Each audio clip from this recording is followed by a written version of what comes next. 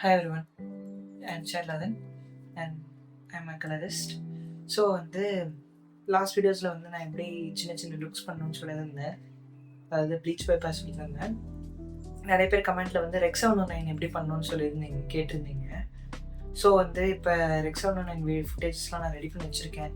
So எப்படி ரெக்ஸா 109 நம்ம create பண்ண முடியும், எவ்வளோ டெப்த்தாக அது பண்ண முடியுன்றதை இன்றைக்கி நம்ம வீடியோவில் பார்க்கலாம். அதே மாதிரி நிறைய பேர் ஷார்ட் மேட்சிங் கேட்டிருந்தீங்க. பட் சாரி, என்கிட்ட இப்போ அந்தளவுக்கு ஃபுட்டேஜஸ் இல்லை. நான் இப்போ தான் ரீசெண்டாக ஒரு ப்ராஜெக்ட் பிடிச்சி அந்த ஹார்ட் ட்ரைவை போயிடுச்சு. ஸோ அதனால் இப்போ என்கிட்ட அது இல்லாததுனால என்னால் அந்த வீடியோவை பண்ண முடியல. நான் அடுத்த ப்ராஜெக்ட் முடிச்ச அப்புறம் அந்த முடிக்கிற டைமில் நான் உங்களுக்காக ஒரு வீடியோ பண்ணி நான் அது கண்டிப்பாக போஸ்ட் பண்ணுறேன்.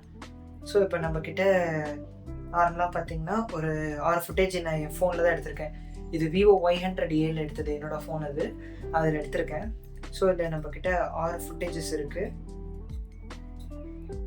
ஸோ இந்த 6 ஃபுட்டேஜும் நார்மலாக எந்த ஒரு செட்டிங்ஸும் மாற்றாமல் நார்மலாக நான் எடுத்தது ரெக்ஸா 109 தான். இப்போ இதில் நான் என்ன பண்ணியிருக்கேன்னா, ரெக்ஸா 109 டெவின்சி வைட் கேமெட்டாவும் திருப்பி டெவின்சி வைட் கேமெட்டை ரெக்ஸா 109ஆகவும் நான் திருப்பி மாற்றிருக்கேன். இதை நான் ஆஃப் பண்ணி ஆன் பண்ணேன்னா உங்களுக்கு எந்த சேஞ்சஸும் இருக்காது, சேம் தான். ஜஸ்ட் நான் அதோட கலர் ஸ்பேஸை பெருசாக்கிட்டு திருப்பி சின்னதாக்கியிருக்கேன். அதனால் நம்மளுக்கு இன்னும் ஒர்க் பண்ணுறதுக்கு நிறைய கலர் ஸ்பேஸ் கிடைக்குன்றதுக்காக தான். ஸோ இதில் நம்ம பேசிக்காக என்ன பண்ண போகிறோன்னா, ஒரு ஜென்ரலான ஒரு ஃபிலிம் லுக் க்ரியேட் பண்ண போகிறேன். ரொம்ப இன்டெப்த்தாக அந்த ஃபிலிம் லுக் போக முடியாது. பட் ஒரு நார்மலாக ஃபிலிம் லுக்னா ஃபிலிம்ஸில் வர லுக்குன்னு இல்லை, ஃபிலிம் இருக்குல்ல, ரீல் இருக்குல்ல, அதில் எடுத்தால் எப்படி இருக்குமோ அந்த லுக்கு கொண்டு வரதுக்கு நான் ட்ரை பண்ண போகிறேன். இது ரொம்ப பெரிய இதாக பண்ண முடியாது. ஸோ ஸ்லைட்டான எடிட் தான் பண்ண முடியும். ரெக்ஸா 109 ரொம்ப சின்ன கலர் ஸ்பேஸ். அது பெருசாக்கினாலுமே இப்போ எப்படி உங்ககிட்ட ஒரு எக்ஸ்பேண்டபிள் பேண்ட் இருக்குன்னு வச்சுக்கோங்க, நீங்கள் அதை எக்ஸ்பேண்ட் பண்ணி அதில் வரைஞ்சாலுமே திருப்பி அது சுருக்கும் போது அது காணாமல் போயிடும். ஸோ அந்த மாதிரி தான் நம்ம ரெக்ஸா 109 இதை நீங்கள் எவ்வளோ பெருசாக நீங்கள் பண்ணி நீங்கள் எடுத்தாலுமே திருப்பி அது பண்ணும் போது காணாமல் போயிடும். அதனால் நீங்கள் பெரிய சேஞ்சஸ் பண்ணுற மாதிரி தெரியாது. அதனால் நீங்கள் என்ன பண்ணணும்னா, லைட்டாக அதிகமாக ட்வீக் பண்ணுவீங்க. ஆனால் அது வீடியோ அவுட்புட் எடுக்கும் போது ரொம்ப ஒரு மாதிரி டல்லாகவும் அசிங்கமாகவும் தெரியும். ஸோ அந்த மாதிரி பண்ணக்கூடாதுன்றதுனால தான் இதை ஸ்லைட்டான சேஞ்சஸ் எப்படி பண்ணி நீட்டாக ஒரு வீடியோ எப்படி கொண்டு வரதுன்னு பார்க்க போகிறோம். லைட்டான ஒரு ஃபிலிம் லுக்கும் கொண்டு வரதுக்காக நான் ட்ரை பண்ண போகிறேன். ஸோ இப்போ என்னென்ன நோட்ஸ் போட போகிறோன்னா, ஃபஸ்ட்டு ஒரு ஒயிட் பேலன்ஸ் நோடு, அதுக்கப்புறம் ஒரு கான்ட்ராஸ்ட் நோடு. ஃபஸ்ட்டு இப்போ ஒயிட் பேலன்ஸில் இருந்து ஆரம்பிக்கலாம். இந்த ஷார்ட் நான் ஒரு ஈவினிங் டைமில் எடுத்தது. ஆனால் அதோட ஒயிட் பேலன்ஸ் மோஸ்ட்லி ஒரு ஸ்லைட் ப்ளூஷோட தான் இருக்கும். இது கரெக்டாக தான் இருக்குன்ற நம்பிக்கை எனக்கு இருக்குது. பட் இருந்தாலுமே நம்ம ஒரு ஸ்லைட் கன்ஃபர்மேஷனுக்காக இங்கே பின்னாடி இருக்கிற இந்த ஒயிட் ஏரியாவில்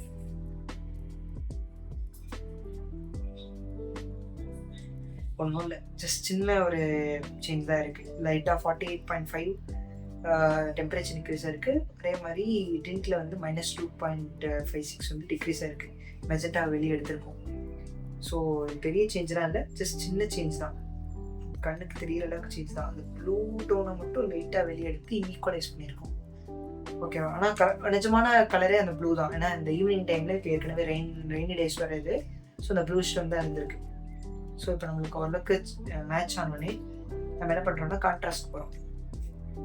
கான்ட்ராஸ்டில் நம்மளால் எதுவுமே பெருசாக பண்ண முடியாது. பட் இருந்தாலுமே ஜஸ்ட் ஃபார் ஒரு சின்ன செக்காக நான் பிவிட்டை 0.336 லாக் பண்ணுறேன்.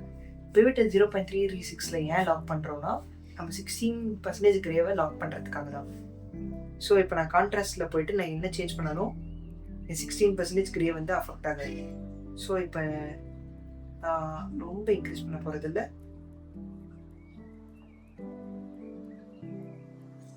ஓகே அப்படின்ற அளவுக்கு நம்ம இது பண்ணிக்கலாம். இது வெக்டோஸ்கோப் பார்த்தா உங்களுக்கு தெரியும். சரி, வேவ் ஃபார்ம் பார்த்தா தெரியும். ஓகே, வேவ் ஃபார்மில் நான் இப்போ இதை இன்க்ரீஸ் பண்ணாலும் 2 பக்கமும் புஷ் பண்ணுதில்ல, இந்த அளவுக்கு நம்மளுக்கு இருக்கக்கூடாது. ஸ்லைட்டான சேஞ்ச் தான் பண்ணணும். ரொம்ப சேஞ்ச் பண்ணிங்கன்னா அப்புறம் அஃபெக்ட் ஆகிறது உங்கள் இமேஜ் தான். ஓகேவா? ஏற்கனவே அஃபெக்டாக தான் இருக்குது, ஏற்கனவே அழிஞ்சிருக்கு. இந்த இடத்துலாம் பார்த்தீங்கன்னா தெரியும் உங்களுக்கு, நிறையா டீட்டெயில்ஸ் காணாமல் போயிடுச்சு. அதாவது டாப்பில் அது காணாமல் போனாலும் நம்மளால் ஒன்றும் பண்ண முடியாது. ஸோ இப்போ நம்ம ரொம்ப டேமேஜ் கொடுக்காம. ஓகே, இதே எனக்கு போதும்னு நினைக்கிறேன். இதுக்கு மேலே கொடுத்தா என்னோட பிளாக்ஸும் ஒயிட்ஸும் காணாமல் போயிடும். இது ஃபுல் ஸ்க்ரீன் பண்ணுறேன். இது இப்போ இருக்கிறது நான் கான்ட்ராஸ்ட் கொடுத்தது, இது கான்ட்ராஸ்ட் கொடுக்கறதுக்கு முன்னாடி. ஸோ இப்போ ஓரளவுக்கு கான்ட்ராஸ்ட் கொடுத்தோன்னே அந்த பஞ்ச் கிடச்சிருச்சு நம்மளுக்கு. இப்போ லுக் படி போனோம்னு வச்சுக்கோங்களேன், நம்ம ஒரு ஃபிலிம் லுக் கொண்டு வரோம்னா அதுக்கு 3 ஆஸ்பெக்ட் இருக்குது. நான் வச்சிருக்க பேசிஸ் படி 3 ஆஸ்பெக்ட் இருக்குது. ஸ்ப்ளிட் டோனிங், அதுக்கப்புறம் வந்து அந்த ஃபிலிம் கிரெயின், க்ளோ, ஹெலேஷன். ஹெலேஷன் நான் விட்டுட்டேன். ஹெலேஷனும் க்ளோ கூட நான் சேர்த்திப்பேன், பட் வந்து ஹெலேஷன் தனியாக இருக்கணும். இந்த 4மே பார்த்தீங்கன்னா ஒரு ஃபிலிமோட ஒரு பேசிக்ஸை கொடுக்குது. எல்லா ஃபிலிமுக்கும் ஸ்ப்ளிட் டோனிங்ஸ் நடக்கும். ஸ்ப்ளிட் டோனிங்ஸ்னால் டார்க்கஸ்ட் ஷேடில் ஒரு கலரும் லைட்டஸ்ட் பார்ட்டில் ஒரு கலரும் வந்து மிஸ்மேட்ச் ஆகுறது. இப்போ நான் பிரைட்டஸ்ட் பாயிண்ட்டில் வந்து லைட்டாக எல்லோ கொண்டு வந்து டார்க்கஸ்ட் பாயிண்ட்டில் லைட்டாக சியான் தள்ளுன்னா அது ஒரு கைண்ட் ஆஃப் ஸ்ப்ளிட் டோனிங். இல்லை க்ரீன் தள்ளுங்க, இல்லை எல்லோ தள்ளுங்க, அது உங்களோட இஷ்டம் தான். நான் ஃபர்ஸ்ட் வீடியோ சொன்ன மாதிரி தான், இட்ஸ் டோட்டலி உங்களோட ஒரு மைண்ட் செட் தான். நீங்கள் என்ன பண்ணணும்னு நினைக்கிறீங்களோ அதை கொண்டு வரலாம். இப்போ நான் ஸ்லைட்டாக ஒரு ஸ்ப்ளிட் டோனிங் பண்ணலான்னு இருக்கேன். ஸோ இதை ஃபுல் ஸ்க்ரீன் பண்ணால் நம்மளுக்கு இன்னும் ஒர்க் பண்ணுறதுக்கு ஈஸியாக இருக்கும். நான் இந்த செயினை அன்லிங்க் பண்ணுறதுனால எனக்கு வந்து ஈச் அண்ட் எவ்ரி தனித்தனியான கலரையும் என்னால் ட்வீட் பண்ண முடியும். எல்லாருக்கும் கர்வ்ஸ் எப்படி ஒர்க் ஆகுதுன்னு தெரியும்னா ஓகே, தெரியலனா எனக்கு வந்து கர்வ்ஸ்க்கு தனியாக கிளாஸ் இருக்குன்னு நீங்கள் கமெண்ட்டில் சொன்னீங்கன்னா கண்டிப்பாக நான் உங்களுக்காக எடுக்கிறேன். நான் இதில் ப்ளூஸ்க்கு போயிட்டு லைட்டாக அந்த பிரைட்டஸ்ட் ஏரியாஸ் எல்லாத்தையும் வந்து கொஞ்சம் எல்லோ ட்வீட் பண்ணுறேன். உங்களுக்கு கண்ணுக்கு தெரியிற அளவுக்கு நீங்கள் எல்லோ ட்வீட் பண்ணுங்கள், பிரச்சனை இல்லை. பட் ரொம்ப ட்வீட் பண்ணிட்டா உங்களுக்கு தான் பிரச்சனை. ப்ளூஸை வெளியே எடுத்து கொஞ்சம் எல்லோ டோன்ஸ் கொடுத்துருக்கு. அதே நம்மளுக்கு போதும், ரொம்ப கொடுக்க வேணாம். ரொம்ப கொடுத்தீங்கன்னா நான் ஒரு எக்ஸாம்பிள் காமிக்கிறேன் ரொம்ப கொடுத்தா என்ன ஆகும்ட்டு. தெரியுதா? இதுதான் ரெக்ஸான் என்கிட்ட இருக்க ப்ராப்ளம். இது என்னதான் ஒரு நல்ல லுக் கிரியேட் பண்ணாலுமே அது கொஞ்சம் அசிங்கமாக தான் இருக்கும். நீங்கள் அவுட் எடுத்து பார்த்தப்பறம் அது உங்களுக்கு உங்களோட நிறைய டீட்டெயில்ஸை க்ரஷ் பண்ணியிருக்கோம். அது கொஞ்சம் ஆக்வர்டான ஒர்க்குன்னு வச்சுக்கோங்களேன். இது ஃபஸ்ட் இருந்தது, இது இப்போ இருக்குது. லைட்டாக நான் எல்லாம் இன்ட்ரடியூஸ் பண்ணியிருக்கேன். ஸோ இப்போ நம்ம ரெட்டுக்கு போகலாம். ரெட்டில் போயிட்டு நான் என்ன பண்ண போகிறேன்னா லைட்டாக மிட்டுக்கும் இதுக்கும் நடுவில் சியான் இன்ட்ரடியூஸ் பண்ணுறேன். எனக்கு வெறும் சியான் வந்து ஒரு செட் ஆகாத மாதிரி இருக்குது. ஏன்னா எப்பயுமே எல்லோ சியான் போகிறதுக்கு நம்ம ப்ளூஸில் போயிட்டு திருப்பி நான் எல்லோவுக்கு நான் ஊற்றுறேன்னு வச்சுக்கோங்களேன், எனக்கு அந்த க்ரீன் கலர் கிடைக்கும். க்ரீன் பாப் ஆயிடுச்சு. ஆனால் இது வந்து ரொம்ப அஃபெக்ட் பண்ணக்கூடாது, ஸ்லைட்டாக தான் பண்ணணும். அப்புறம் உங்கள் டீட்டெயில்ஸ் உங்களோட கையில் தான் இருக்குது. உங்கள் டீட்டெயில்ஸ் நீங்கள் தான் லாஸ் பண்ணுவீங்க. ஸோ இப்போ வந்து ஸ்லைட்டான ஒரு க்ளோ ஆட் பண்ணலாம். என்னோட ப்ரிஃபர்டு மெத்தட் என்னென்னா, அது ஒரு காஷன் பிளரை போட்டு அந்த காஷன் பிளரை வந்து நீங்கள் காம்போசிட் பண்ணிங்கன்னா அது உங்களுக்கு ஈஸியாக இருக்கும். நல்லா பார்க்குறதுக்கு இன்னும் அந்த க்ளோ எஃபெக்ட் அழகாக தெரியும்.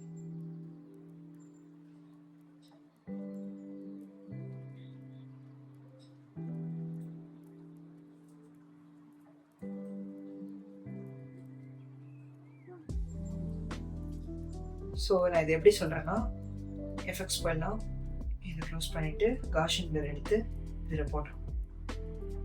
காஷன் பிளர் ஸ்ட்ரென்த் இன்க்ரீஸ் பண்ணிடுங்க. ஓகே, உங்களுக்கு காஷன் பிளர் ஸ்ட்ரென்த் இன்க்ரீஸ் பண்ணோடனே ஒரு மாதிரி பிளர் நிறையா இருக்கிற மாதிரி இருக்கும். ஸோ இப்போ நீங்கள் என்ன பண்ண போகிறீங்கன்னா காம்போசிட் மோடுக்கு போகிறீங்க. ரைட் கிளிக் பண்ணிங்கன்னா உங்களுக்கு காம்போசிட் மோட் வரும். காம்போசிட் மோடில் பார்த்தீங்கன்னா லைட் அண்ட் குள்ளே போனீங்கன்னா உங்களுக்கு அந்த க்ளோ வந்துருச்சு. இது பெரிய டிஃபிகல்ட்டான ஒரு விஷயமே இல்லை. சப்போஸ் உங்களுக்கு இந்த க்ளோ வந்து பிரைட்டாக வேணும்னா அதை இன்க்ரீஸ் பண்ண முடியும். பட் இது நம்மளுக்கு இப்போ என்ன பண்ணோம்னா இதோட ஸ்ட்ரென்த்தை நம்ம அவ்வளோ வச்சுருக்கிறது நல்லா இருக்காது. ஒரு ஸ்லைட்டான க்ளோ இருந்தால் போதும். ரொம்ப டூ மச் ஆஃப் க்ளோ இருக்கக்கூடாது, டூ மச் ஆஃப் டார்க் இதாகவும் இருக்கும், டல்லாகவும் இருக்கக்கூடாது. அந்த மிட் பாயிண்ட்டை பிடிச்சிட்டிங்கன்னா இந்த இடத்துல பார்த்தீங்கன்னா உங்களுக்கு தெரியும். இந்த இடத்த ஃபோக்கஸ் பண்ணி பாருங்க. இது ஃபர்ஸ்ட் இருந்தது, இது இப்போ இருக்கிறது. இந்த ஸ்லைட்டான க்ளோ தான் அதோட பியூட்டி.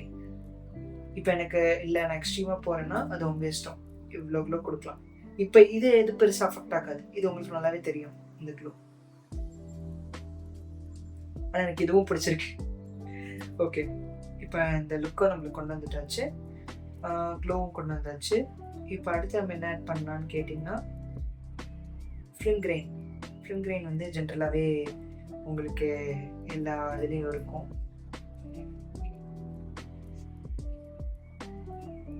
எல்லா ஃபிலிம் பிரிண்ட்ஸ்லேயும் வரும். நீங்கள் ப்ரொஜெக்ஷன் பண்ணும்போது அந்த ஃபிலிம் பிரிண்ட் உங்களுக்கு தெரியும். இப்போ நான் கண்ட்ரோல்ஸ் எடுத்து ஃபிலிம் கிரெயின் போட போகிறேன். டாவின்சிலே இன்பில்ட்டாக உங்களுக்கு ஃபிலிம் கிரெயின் கிடைக்கும்.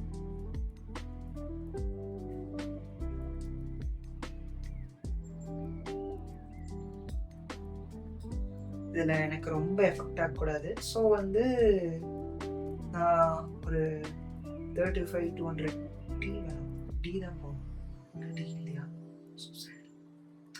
35 mm கேபிள் கெப்பாசிட்டி ரொம்ப இன்க்ரீஸ் பண்ணால் ரொம்ப அசிங்கமாக இருக்கும். இதுதான் ஃபஸ்ட்டு இந்த இமேஜ். இப்போ நான் ஃபிலிம் கிரெயின் இந்த இடத்துல உங்களுக்கு தெரியும்னு நினைக்கிறேன். இது ஃபஸ்ட்டு இருந்தது, இது இப்போ ஃபிலிம் கிரெயின் ஆட் பண்ண போகிறோம்.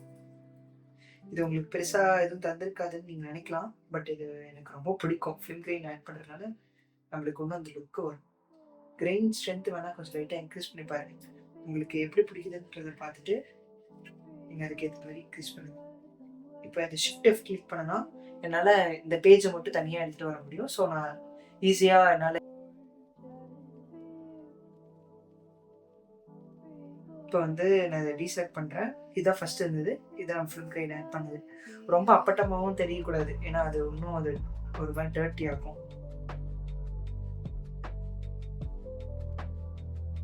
முடிஞ்ச அளவுக்கு இது சின்னதாக மெயின்டைன் பண்ணிக்கோங்க.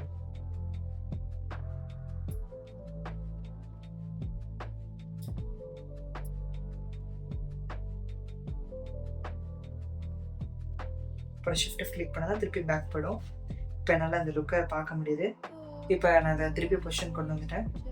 இப்போ இது எல்லாத்தையும் நான் எடுத்தேன்னா இதுதான் ஃபஸ்ட்டு இருந்தது, இது இப்போ நம்ம கொண்டு வந்திருக்க லுக். ஒரு க்ளோ, ஒரு சின்ன ஒரு க்ரீனிஷ் ஸ்டோனோட ஒரு எல்லோ ஸ்டோன், ஒரு மாதிரி ஒரு லுக்கை நம்ம கொண்டு வந்திருக்கோம். சப்போஸ் இது உங்களுக்கு பிடிச்சிருந்துச்சுன்னா இந்த மாதிரி பண்ண ட்ரை பண்ணுங்கள். இல்லை உங்களுக்கு வேறு ஏதாவது வேணும்னா நீங்கள் ட்ரை பண்ணுங்கள். நான் அதை ரீநேம் பண்ணிட்டேன் ஆக்சுவலாக.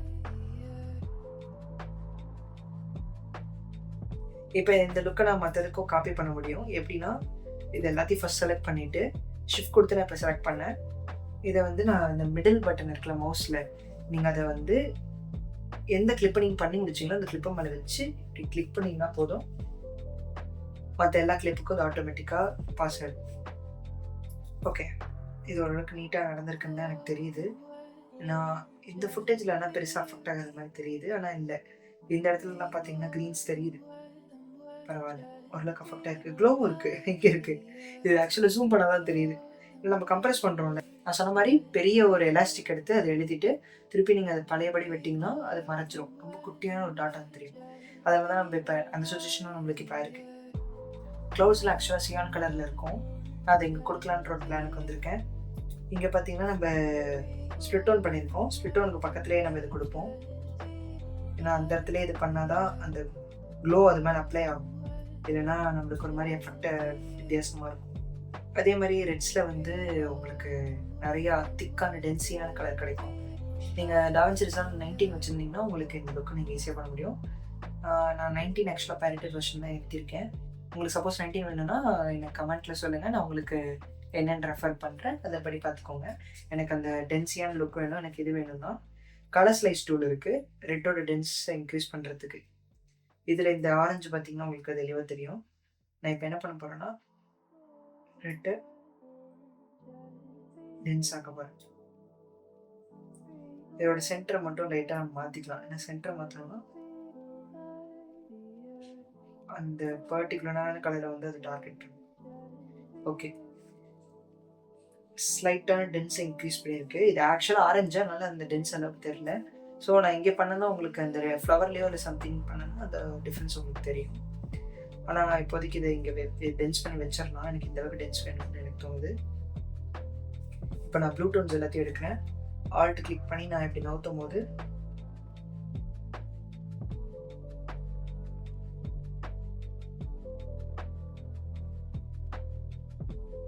ஸோ லைட்டாக இதை ட்வீட் பண்ணி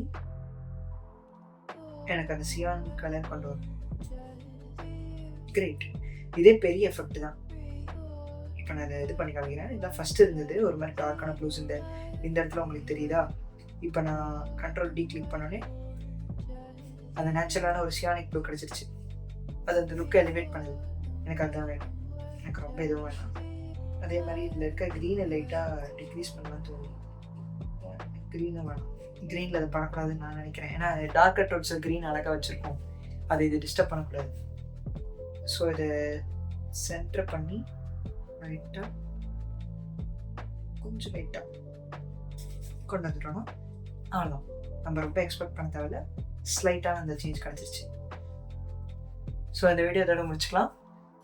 தேங்க்யூ வெரி மச். அந்த வீடியோவோட முழு வீடியோ வந்து நான் எடிட் பண்ண வீடியோ ஃபுல்லாக வந்து உங்களுக்கு வீடியோ முடிஞ்சோன்னு உங்களுக்கு ப்ளே ஆகும். சப்போஸ் கமெண்ட்ஸில் ஏதாவது குவரிஸ் இருந்துச்சுன்னா என்ன கேளுங்க. உங்களுக்கு டி ஆன்சரும் அதே மாதிரி டாவின்சி ரிசால்வ் 19 உங்களுக்கு டிஸ்கிரிப்ஷனில் போடுறேன். அடுத்த வீடியோவை என் கூட வந்து புது டாவின்சி 19 அதே மாதிரி டி ஆன்சர்லையும் என் கூட ஃபாலோ பண்ணிக்கோங்க. And thank you for commenting me. Last time நான் வந்து கமெண்ட் வந்து ஆக்சுவலாக ஆஃபில் இருந்துச்சு. அப்புறம் நான் அதை ஆன் பண்ணி எனக்கு நிறைய பேர் கமெண்ட் பண்ணாங்க. நிறைய பேருன்றத விட எனக்கு ஒரு 4-5 பேர் கமெண்ட் பண்ணாங்க. அது எனக்கு ரொம்ப ஹாப்பியாக இருந்துச்சு. உங்களுக்கு எந்த டவுட் இருந்தாலும் கண்டிப்பாக எனக்கு கேளுங்க. கண்டிப்பாக எனக்கு எப்போ வேணாலும் என்னோடய இன்ஸ்டாவில் டிஎம் பண்ணுங்கள். உங்களுக்கு எதாவது டவுட் இருந்துச்சுன்னா உடனே டிஎம் பண்ணுங்கள். நான் ரெஸ்பான்ஸ் பண்ணுவேன். சப்போஸ் ரெஸ்பான்ஸ் பண்ணேன்னா என்னை வந்து ஒரு யூடியூப்லேயே வந்து கேளுங்க. நான் கண்டிப்பாக அதை ரெஸ்பான்ஸ் பண்ண ட்ரை பண்ணுறேன். Thank you very much. அண்ட் உங்களுக்கு அடுத்து என்ன டாபிக்ஸ் வேணும்னாலும் என்ன கேளுங்க. தேங்க்யூ.